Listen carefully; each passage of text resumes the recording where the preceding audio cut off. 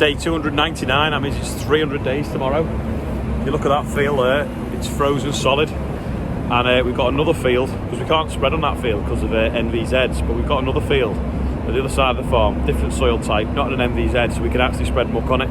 So we're going to go now and start spreading some muck. So we're going to test the spreader out, see how it works. We'll take the telehandler to load it, and if it still stays frozen, we'll carry on with the telehandler.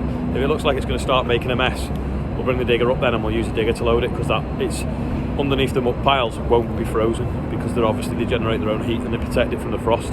So as we get into the pile, it might start to get a bit wet and a bit sticky, but we'll get going. We'll put the fence on the front of this now and go up and start spreading some muck. Adam's just setting the computer up now for the spreader. The pipes in these different spools here, and then we'll control it off the computer what one does what function. Adam's the one that spent not £20 on a cup, but £60 on a snap-on cup. Some stupid reason, I don't know whether it's the coal, but the spool valves are sticking on the tractor, so I'm having to work a manual with a spanner to get them free. It could just be because they've not been used for a bit, but it's a bit annoying. Keep locking out on the computer. You put a spanner on the end of them and we'll give them a wiggle. It should free them off. Turns out it's not frozen, it's obviously some sort of electrical fault, because the tractor won't go into what we call float, which is where it makes it equal pressure on both pipes on the back. Allows you to plug the pipes in. Instead it locks out. So what we've got to do is turn the tractor off, wobble it with a spanner, let the oil out, pressure out, put the pipes in, and then now it'll work in what we call plus and minus, which is pumping and return.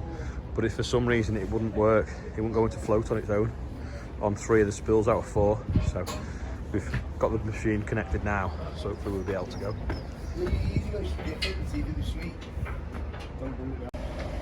Just going to try it now, check if it's working before we go to the field.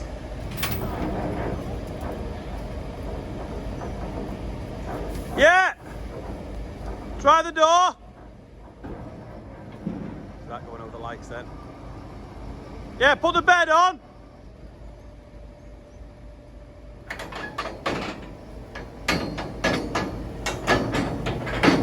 Yeah! It's all working. Right, shut the door and try the lights and the indicators. Do that going a bit quicker.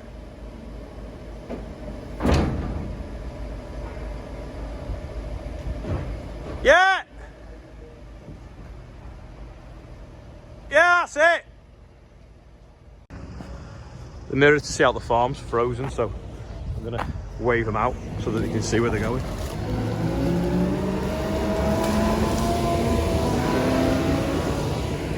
It's a bit dodgy this, because we fly down the hill and it gets ice on it.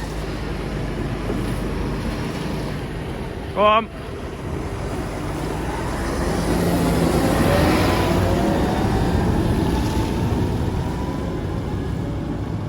I've not used my car for a few days and it was all frozen. Look, I'm going to door open, and now the mirror made a funny noise and it won't come out. Bit of pain. But it didn't stay new for long. It's never going to be as clean as it was again now. We're working on it. Just putting a load in there that's been tipped in this gateway because it was too late one night to be messing going over the railway. So scoop this one up, put it in, go across the level crossing and get to work. Lovely crisp morning, lots of fog. Houses there have got a nice view of the white fields. Just looking at this field of wheat here, and you can see the beans are just like curled over that were in here. There's one there, like close up. That's the frost, killed them off. I mean, they were only like what we call volunteers, so there were bits that had shed before we combined it last year, and they don't like frost. I think there's just too much water in the plants, and it obviously expands when it freezes, breaks the cells and kills them. So it means that we don't have to put a herbicide on to control it in the wheat, but we always leave them growing anyway because they're fixing N into the soil. So they're like a nitrogen fixing plant, so it doesn't do it any harm to be what we call companion cropping.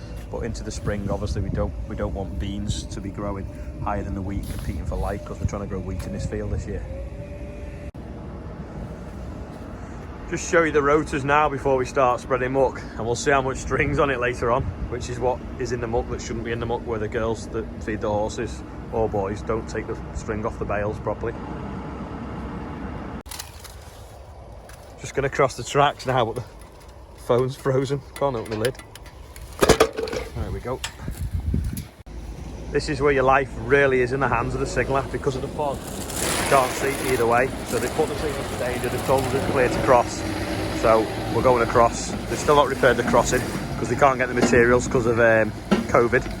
They're on about ripping the old crossing out and then waiting to get the new one. I was like, well no, just leave the old one, we'll just have to use that until the new one's ready. But there we go, we're clear of the lines now, shut the gates and ring them back and tell them we're clear. First load's on. It's a bit not quite as frozen as we thought it would be, so we'll see how we get on after the first load. I'm now getting covered in muck, so I'm running. Off it goes. Hear the frozen bits of muck coming out. Sounding like stones.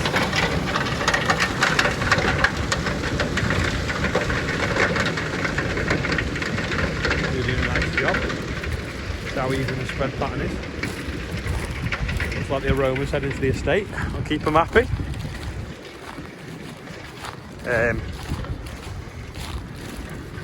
Looks to be nice and even spread pattern. Obviously looks darker with the tractors push the stubble down. Yeah, it's about 6 metre pattern. That'll do for today. Ground is pretty hard, to be fair. Doing a great job, to be honest. He's on his second load now. Just about firm enough. Any less and we'd have to pack it.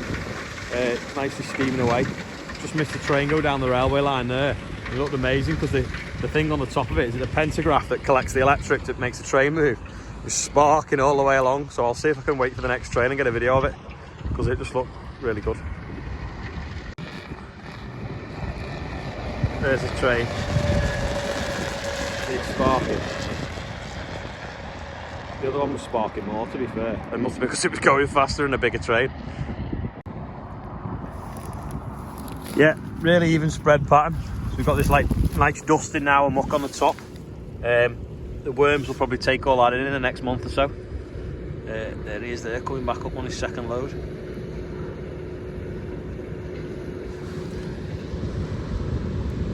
Making his own fog.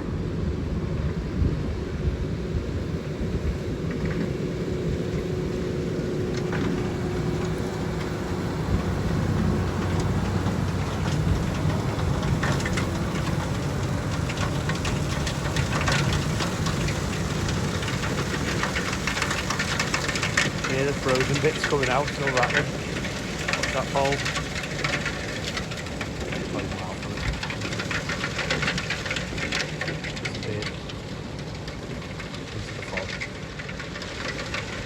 Like of the GPS. If there's a bit of an aroma on the estate for the next sort of day or so, don't blame me, blame the horses and the sheep. I'm just feeding the worms with their poo, and then it'll grow your gin, because this field will be barley next year. It's getting a bit muddy now. He's got onto the ground underneath the pile, so it's churning up a bit. So when Sam gets out of bed, he's going to bring the digger down and we'll load it with the digger. It'll make less mess. I'll get a time lapse of him loading it.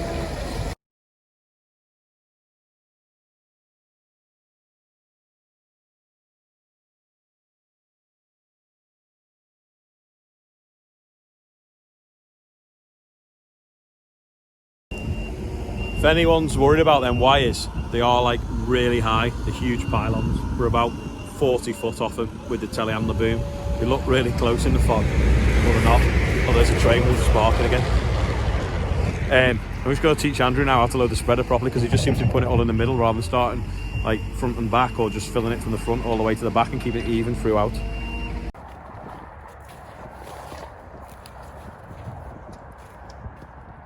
I don't know whether you can hear that, but the pumps are obviously pumping the water out, so the ice is now suspended, and you can hear it cracking as it drops. You can hear it. Sounds a bit freaky. So it's got all this like layer. There's nothing underneath now. You can see over here where the water is, but it's a bit darker colour.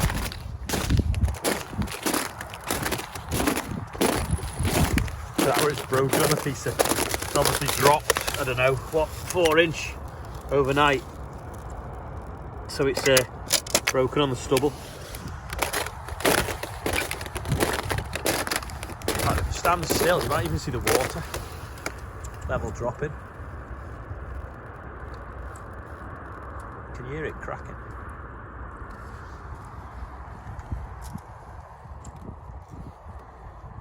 It sounds like the field's alive.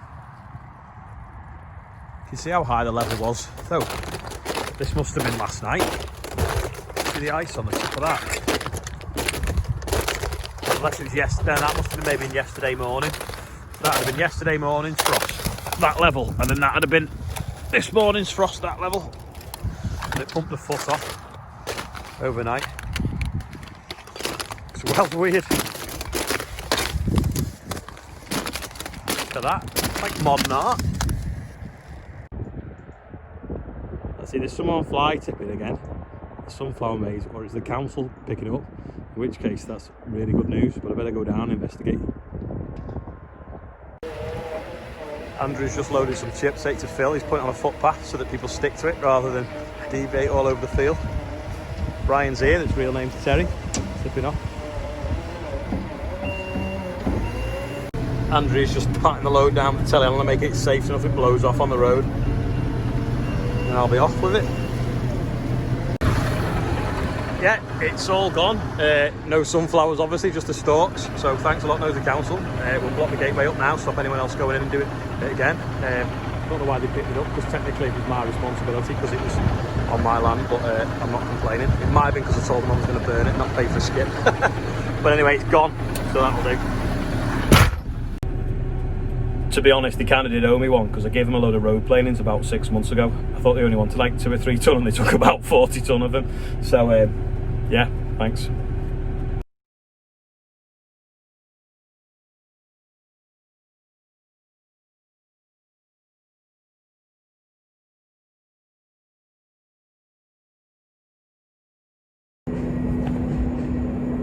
There's a clue to yesterday's quiz question. Basically, that is a spring. You bolt it onto the bottom of one of these barrels, put the barrel on legs, fill it with corn, and the corn comes out the bottom, sits in this spring, and when the birds peck it, like pheasants and other wild birds, it flexes and lets the seed out on the floor and they eat it. But it also stops rats eating it, because it's obviously in the container and they can't reach up, so it's only sort of bigger birds or ones that can fly that knock it. So it's basically a pheasant feeder or a wild bird feeder. So if I get a chance over the weekend, I'm going to make a few. So got this off Amazon, get them on eBay as well. Quiz time. What's that? If you know what it is, just press like. If you don't know what it is, leave a comment underneath so it doesn't spoil it, and I'll reveal all tomorrow. One of the last jobs of the day is loading pen with wood chip, and then put some wet wood chip on the floor to dry out. He's here with a big trailer on his big Fent again. Just filling it up now. It's a bit difficult to do with one hand. Holding the phone, I need to find me a little plunger camera thing. Expertly loaded, if I do say so myself. Hands are back from spreading muck. Just working out then with Ben. 400,000 quid's worth of equipment just to spread a bit of muck. It's crazy the cost of the machinery nowadays. Doesn't look very clean now. How much string's on the back? You can't see, I'll go and get a better picture. There's a little tractor somewhere. Where's the other tractor? I know where the other tractor was. It was the Merlot when I was sat on it. That's the string on it now. It's actually not too bad. Bit of net wrap there, bit of string at the bottom. I know what the Ferrobi's like. So get my gloves on. No sign of wear yet on the Ferrobi's. Paint's come off though on the beaters, but that's not wore at all. Maybe a little tiny bit on that front top corner up there.